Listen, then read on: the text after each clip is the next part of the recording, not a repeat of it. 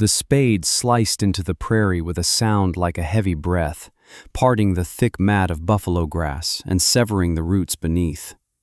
Elias pressed down with a worn leather boot, his weight driving the steel blade a precise 12 inches into the dark soil. He leveraged the handle back, and a perfect rectangle of earth, 24 inches long and dense with life, peeled away from the ground. He lifted it, feeling the familiar strain in his lower back, the solid, satisfying heft of it. It weighed nearly 70 pounds.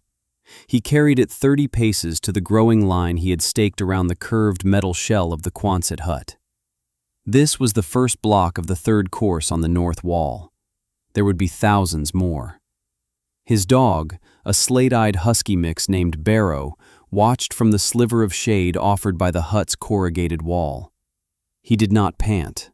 Not yet. The morning was still cool.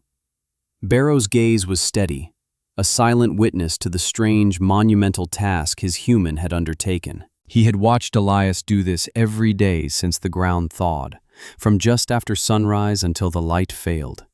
He had watched him mark the lines, dig the foundation trench 4 feet wide and 3 feet deep, and lay the first course of sod blocks, grass side down. Elias placed the block, fitting it snugly against its neighbor, staggering the seams like a bricklayer. He tapped it into place with the flat of his spade, his movements economical, practiced. This was his inheritance. Not the 80 acres of wind-scoured land, nor the war-surplus hut his father had hauled here decades ago. It was the journals. A stack of 5 leather-bound ledgers filled with his father's precise, angular script, dense with observations about the migration of geese, the behavior of ice on the creek, and theories on thermal dynamics gleaned from engineering manuals and the study of hibernating animals. His father had been a quiet man, a watcher, a thinker. The neighbors had called him eccentric. Elias just called him Dad. Inside one of those journals, tucked between a sketch of a snowshoe hare's winter coat and a complex equation calculating heat loss per square foot, was a drawing. It showed a Quonset hut, just like this one, encased in a massive shell of earth, a thick wall and a mounded roof, with a carefully measured 3-foot air gap between the metal and the sod. His father had called it an earth blanket, a thermal battery.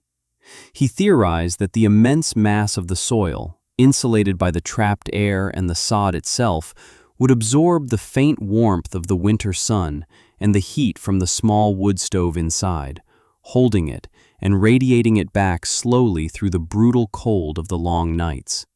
It was a theory that had never been tested. His father had died in the spring, a sudden sickness that had moved through him like a grass fire, leaving Elias alone with the land, the hut, and the journals. A rhythmic chugging sound grew from the east, and Elias straightened up, wiping sweat from his brow with the back of a dirt-caked hand. Jedediah Vance was approaching on his rust-pocked tractor, pulling a hay rake. He was a man whose 70 years were etched into his face, a roadmap of droughts, blizzards, and hard-won harvests. He idled the tractor near the property line, the engine a throaty rumble. He pushed his hat back, surveying the low, thick wall of earth. "What in God's name are you building, boy?" Jedediah's voice was gravelly, accustomed to being heard over the wind and machinery. Elias looked at his work, then back at the old man. "A wall," he said. The simplicity of the answer hung in the air. Jedediah squinted, as if a different angle might make it make sense. "A wall for what? That hut ain't going nowhere. You planning on keeping the wind out?" He chuckled, a dry, rasping sound. "Son, you can't build a wall high enough to keep the wind out of this valley." Elias picked up his spade again. He had learned long ago from his father that arguing with a man like Jedediah was like trying to reason with the weather. You stated your business, and you got on with it. "It'll work," Elias said, his voice quiet but firm. Jedediah laughed outright this time, a full-throated, incredulous bellow that made Barrow lift his head with a low growl. "That's the craziest thing I've ever seen, and I've seen a man try to plow a field with a team of goats. You're building your own tomb is what you're doing. Wait until winter. The frost'll heave that whole thing to pieces by January. You're wasting the best working months of the year on a dirt pile." Elias didn't answer.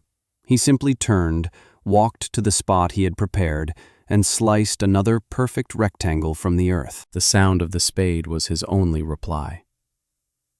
Jedediah watched him for another minute, shaking his head slowly. He engaged the tractor's gear with a loud clank and rumbled away, leaving behind the smell of diesel and the weight of his doubt. Elias didn't watch him go. He had work to do. He had a plan. The days bled into weeks, and the weeks into a slow, sun-baked summer. The rhythm of the work became the rhythm of his life. Wake, eat, work, sleep.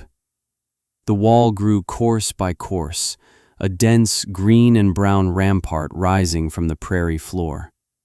He built forms from salvaged lumber to frame the single doorway and the two small windows on the south face, ensuring the structural integrity of the openings. The physical toll was immense. His hands, already calloused, grew thick as leather plates, cracking and bleeding despite the tallow he rubbed into them at night. His shoulders and back settled into a state of permanent, deep ache. He grew leaner. His muscles, cording under skin, tanned the color of walnut. Barrow was his shadow, his silent partner. The dog would nap in the moving shade, occasionally bringing Elias a smooth stone as if it were a great prize, or simply sit, watching the horizon, his ears twitching at the sound of a distant coyote. In those long hours of labor, Elias felt closer to his father than ever before. He would recite passages from the journals in his mind, the words a catechism of patience and observation. The earth is a patient accumulator. It does not hurry. It holds the memory of heat and cold. A structure built of it must be given the same respect. The project did not go unnoticed. Mr. Harrison, who owned the largest ranch in the county, would sometimes drive past in his gleaming Ford truck. He never stopped, but Elias could feel his gaze, a mixture of pity and contempt for the boy who was burying a perfectly good metal building under a pile of dirt. It was an offense to his sense of order and propriety. One afternoon, Mrs. Gable, whose farm bordered Elias's to the south, arrived carrying a pie tin covered with a checkered cloth. She was a kind woman, her face a constellation of worry lines. "Elias, dear," she began, her voice gentle, "Jedediah tells me you're building." She gestured vaguely at the wall, which now stood nearly 4 feet high. "We're all so worried about you, alone out here. A project like this, it's too much for one person, especially after, well, you should be thinking about the winter stores, not this." She handed him the pie. It was still warm. Apple. "Thank you, Mrs. Gable," he said, accepting it. Her kindness was a small, warm spot in his landscape of solitude. "I have a plan," he said, the same words he'd spoken to Jedediah. Her face fell slightly, the way a person's does when they realize their reasoned plea has met a wall as solid as the one he was building. "Of course, dear," she murmured, patting his arm. "Just be careful." His only other visitor was Sarah. She came once a week, driving her father's supply truck out from the small general store in town. She would bring him sacks of flour, salt, coffee, and the other few items he couldn't grow or hunt himself. Unlike the others, she never looked at his work with scorn or pity. She looked at it with an undisguised curiosity. One sweltering day in late July, as he was wrestling a block into place on the 5th course, she pulled up and got out of the truck, carrying a cold bottle of soda. "My father said to bring you this," Said you looked like you were trying to move a mountain with a teaspoon." She handed it to him. He nodded his thanks, the cold glass a shock against his grimy hand. He drank half of it in one long pull. "They're all talking about it in town," she said, not unkindly. "They think you've lost your senses." He shrugged, the gesture eloquent in its dismissal of town gossip. She shaded her eyes, looking at the immense thickness of the wall. "How does it work?" The question was simple, direct, and utterly devoid of judgment. It was the first time anyone had asked. He looked at her, really looked at her, and saw a genuine desire to understand. He found himself speaking, his voice rough from disuse. "The sod insulates," he said, pointing a finger. "But the real key is the air. There's a 3-foot gap between this wall and the hut. It's a buffer. The earth wall blocks the wind completely, and its mass stores heat. The air gap stops that heat from leaching out and stops the deep cold from getting in." He paused, surprised at his own explanation. It was the most he'd said to anyone in months. She nodded slowly, her eyes tracing the lines of his construction. "An envelope," she said softly. "You're building an envelope of air." He was taken aback. She understood the principle immediately. "Yes," he said. "That's it." She smiled, a small, quick thing. "Well, don't let the old men get you down. My grandpa used to say the world was changed by stubborn people doing things nobody understood." She got back in her truck, leaving him with the rest of the soda and a feeling of warmth that had nothing to do with the sun. By September, the walls were complete, rising a full 2 feet above the apex of the Quonset's roof. He had moved over 300 tons of earth, block by block. The hut was now invisible from all sides, nestled inside a great green trapezoidal mound.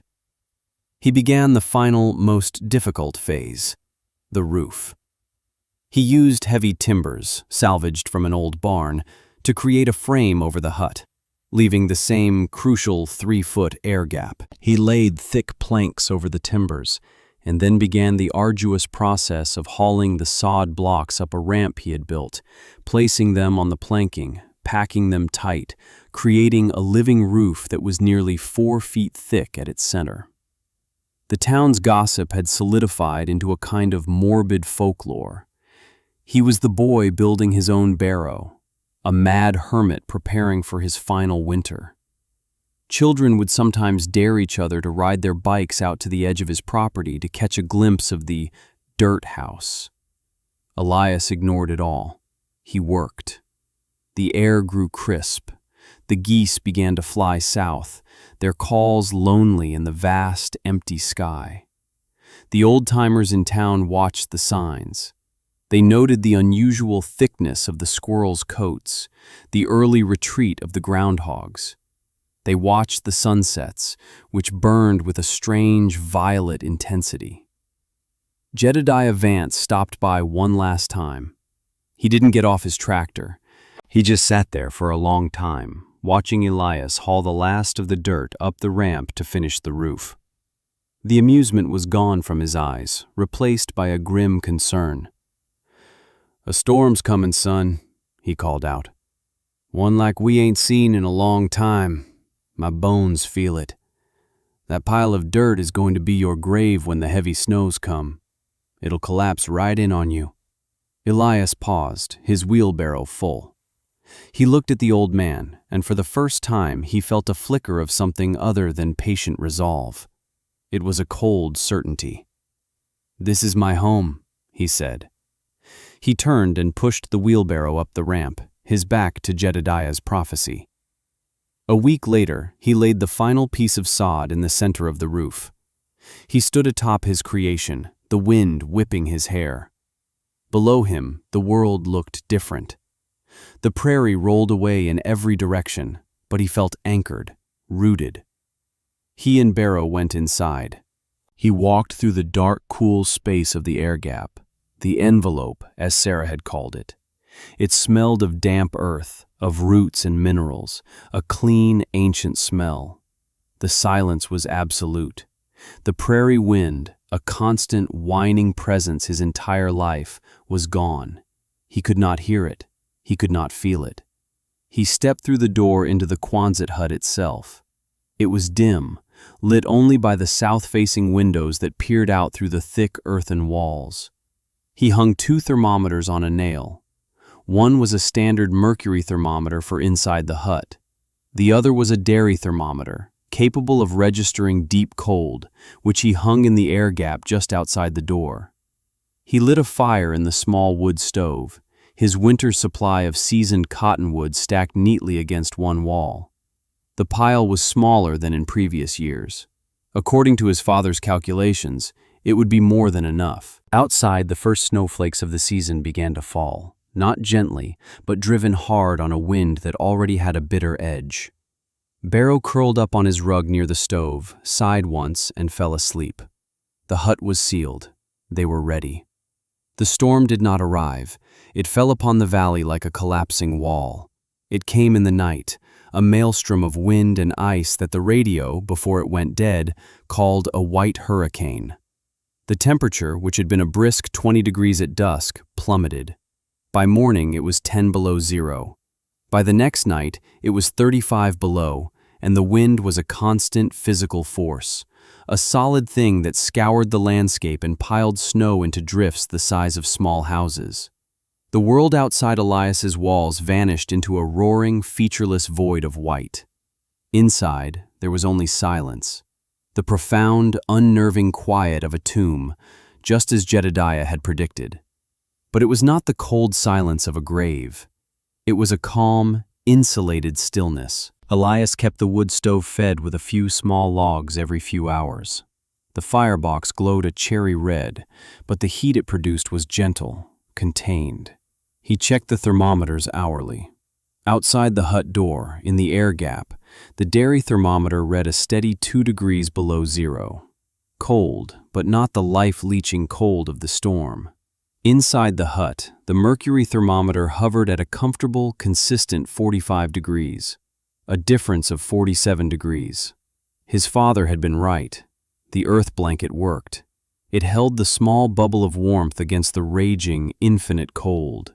He ate, read his father's journals, and listened to the silence. Barrow slept more than usual, untroubled by the shrieking wind he could not hear. On the 3rd day of the blizzard, a new sound penetrated the stillness. It was faint, a rhythmic, metallic banging. Elias went to the south window, wiping the condensation from the glass. Through the thick tunnel of the wall, he could see nothing but the swirling vortex of snow. But the sound was real. He pulled on his heaviest coat, his insulated boots, and his fur-lined hat. He lit a storm lantern. "Stay," he commanded Barrow, who had risen with a worried whine. Opening the heavy outer door was a battle. The wind tore at it, trying to rip it from his grasp. He stepped out into the air gap, the 2 below zero air a sharp shock, then pushed open the main door in the earth wall. The full force of the storm hit him like a physical blow. The wind screamed, and the snow was like a sandblaster, stinging any exposed skin. He held the lantern high. Not 50 yards away, half buried in a massive drift, was Jedediah Vance's tractor. A faint light glowed in the cab. The banging was Jedediah, hammering on the glass with a wrench. The engine was dead. The old man was freezing to death on Elias's doorstep. Elias fought his way through the waist-deep snow, the wind trying to knock him off his feet with every step. He reached the tractor and pulled open the cab door. Jedediah was huddled inside, his face gray, his lips tinged with blue. His movements were slow, clumsy. "Engine gelled up," he managed to say, his teeth chattering uncontrollably. "Tried to check the cattle." Elias grabbed his arm. "Come on," he yelled over the wind. "We have to go, now." He practically dragged the old man from the cab, half carrying him back towards the faint glow of the open doorway in the mound of earth. Stumbling back into the shelter of the air gap was like entering another world. The wind's roar was cut off as if by a switch. Jedediah sagged against him, exhausted. Elias guided him through the inner door into the Quonset. The gentle, steady warmth washed over them. Jedediah stopped, staring, his eyes wide with disbelief. He looked from the small, calmly burning stove to the thermometer on the wall. He shuffled closer, peering at the red line. 45 degrees. He looked at Elias, his expression a mixture of awe and confusion. "But how?" he stammered. "It's gotta be 40 below out there." "It is," Elias said simply. He helped the old man out of his frozen coat and sat him in a chair near the stove. He saw the waxy white patches of frostbite on Jedediah's cheeks and nose. He got a bowl of lukewarm water and a soft cloth and began to gently tend to the old man's injuries, his movements practiced and sure. Jedediah didn't speak again for a long time. He just sat, soaking in the warmth, watching Elias, the quiet boy he had mocked all summer, save his life. Later that day, as the storm raged on, Elias managed to get a signal on his small, hand-cranked CB radio. He broadcast a single message. "This is Elias. I have shelter. I have heat." The message was answered by a crackle of static, and then a faint, desperate voice. It was Mr. Gable. Their furnace had died. They were burning furniture to stay alive. It took Elias 2 hours to rig a guide rope between his door and the buried fence line, but he made the trip, bringing back Mr. and Mrs. Gable, their faces masks of frozen desperation. Mrs. Gable burst into tears the moment she felt the warmth, hugging Elias tightly. "Oh, you foolish, wonderful boy," she sobbed. "We thought you were mad." Before the storm broke 2 days later, 5 more people had found their way to the dirt house. Sarah and her father arrived last, their store's roof having collapsed under the weight of the snow. The small Quonset hut, once a symbol of one man's folly, had become an ark, a warm, silent refuge in the heart of the white hurricane. When the wind finally died and the sun emerged, it revealed a world transformed, buried and broken. The silence that fell over the valley was heavy, profound. The small group inside Elias's hut stepped out into a landscape of brilliant, blinding white. The snow was piled in drifts up to 20 feet high, sculpting the familiar terrain into something alien. The tops of telephone poles were barely visible. Most of the outlying barns and sheds had been crushed or simply vanished. When they looked back at Elias's home, it was almost invisible, just a gentle, snow-covered mound in the landscape, a natural hill where none had been before, with a single plume of smoke rising calmly into the still, frigid air. Jedediah Vance stood beside Elias, looking out at the devastation. He was wearing a pair of Elias's spare gloves, his face still tender from the frostbite. He turned to the young man, his old, proud eyes filled with a humility Elias had never seen. He cleared his throat. "Your father," he said, his voice thick with emotion. "He was a smart man, a damn genius. And you listened." He put a heavy hand on Elias's shoulder. "I'm sorry, son. I'm sorry I ever doubted you." It was more than an apology. It was a testament. In the days that followed, as the community began to dig itself out, the story spread. The story of the boy who built a house of dirt and saved 9 people. The laughter and the gossip were replaced by a quiet, stunned respect.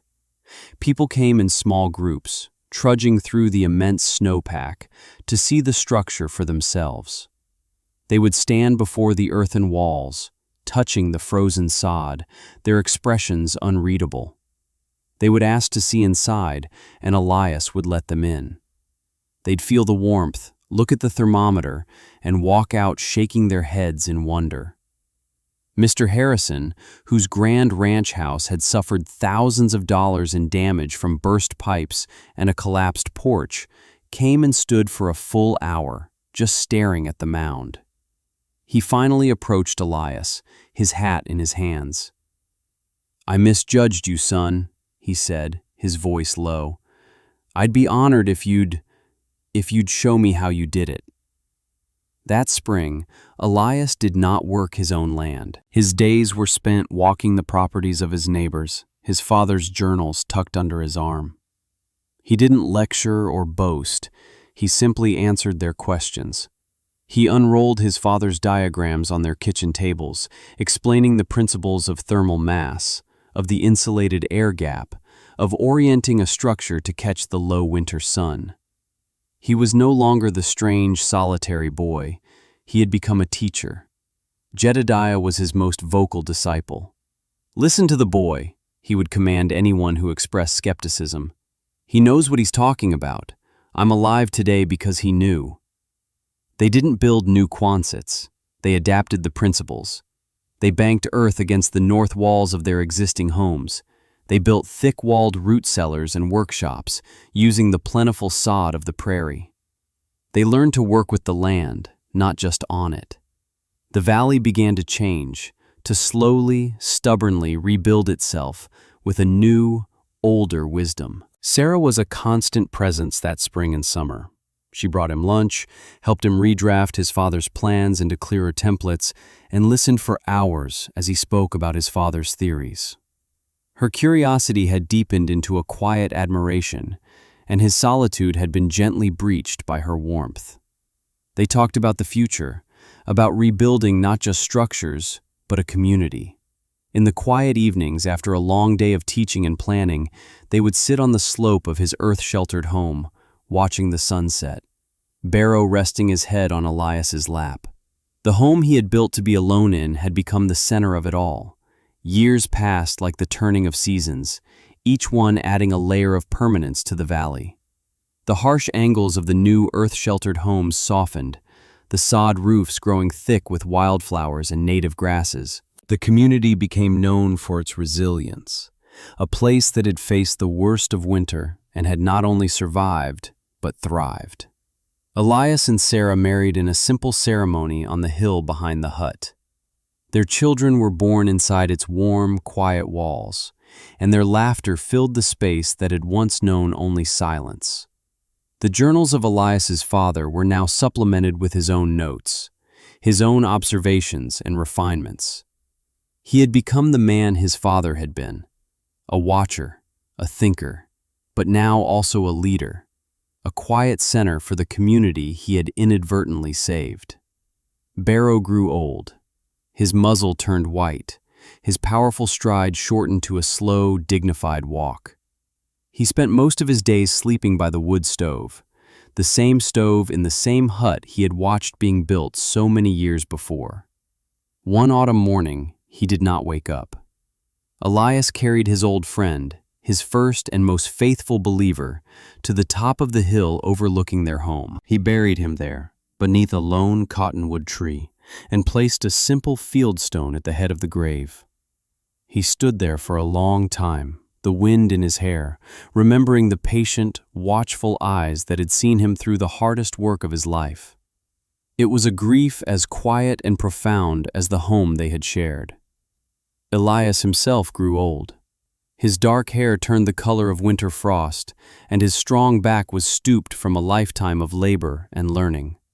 He walked with a cane carved from a branch of the cottonwood that shaded Barrow's grave. He became the elder, the keeper of the valley's wisdom, the man they called the Earth Mason.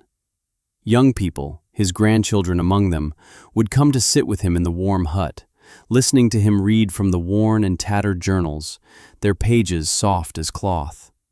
He taught them how to read the sky, how to understand the language of the land, and how to build a home that could withstand the storm.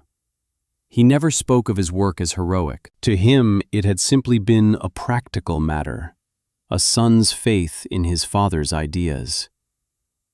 "Your great-grandfather saw things differently," he would tell the children. "He believed that strength wasn't about fighting the cold, but about understanding it. You don't fight the winter, you yield to it, you insulate yourself from it, and you hold on to your little pocket of warmth until the spring comes again." One night, many decades after the great blizzard, Elias passed away in his sleep, warm in his bed, the gentle heat from the stove filling the room. The entire valley mourned him. They buried him on the hill, next to Barrow, under the shade of the now mighty cottonwood. They placed a stone next to his, with a simple inscription carved by one of the many builders he had trained. Elias. He built a wall. He made a home. The Quonset hut endured. It became a landmark, a monument. The metal shell within was a secret, a heart of steel hidden inside a living body of earth. With each passing year, the mound settled more deeply into the landscape, the grasses on its roof growing thicker, the wildflowers more vibrant. It stood not as a scar upon the prairie, but as a part of it, a gentle rise that breathed with the seasons. It was a testament, solid and enduring, to the quiet, stubborn boy who had listened to the wisdom of his father, who had faced the laughter of his neighbors, and who had, block by painstaking block, built a legacy of warmth and survival against the bitter cold.